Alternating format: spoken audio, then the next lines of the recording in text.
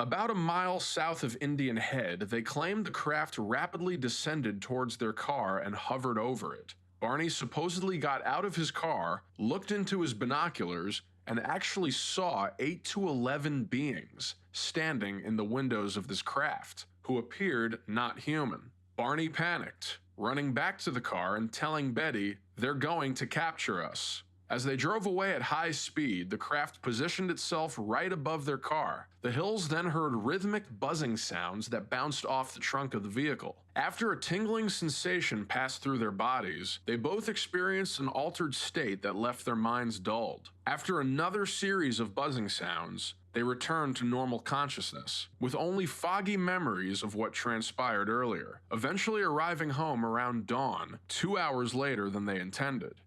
I was 13 years old when this occurred. My mother was Betty's sister. Betty called my mother on the afternoon of September 20th, 1961. This is actually the day they returned from having had this close encounter with what they called a flying saucer in those days. She was very concerned that the craft had hovered so low over their vehicle that she feared that they might have been contaminated by cosmic rays, by radiation, by something. And so did I believe that? Of course I did, because they were concerned.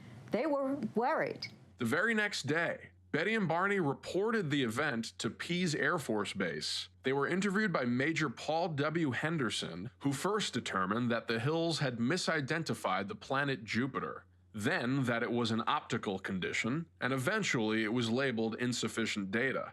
A month later, the Hills got in contact with Walter N. Webb, a Boston astronomer and NICAP member. Barney confided in Webb that he believed he developed a mental block, and that there were parts of the event that he might have suppressed. Webb believed that they were telling the truth.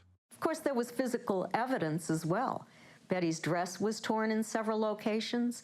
Later, she discovered that it was covered with a pink powdery substance. There were shiny spots on the trunk of their vehicle that were magnetic. And I want to add also that this had a huge emotional impact upon Barney. Barney eventually had to take a leave of absence from work. The reason for that was that he developed bleeding ulcers and high blood pressure as a result of the trauma that he experienced. For the next 3 years, the Hills attempted to forget about the whole thing and move on with their lives. But Betty's strange dreams and Barney's anxiety led to their decision to undergo hypnotherapy. And they wound up with Dr. Benjamin Simon, who was a psychiatrist.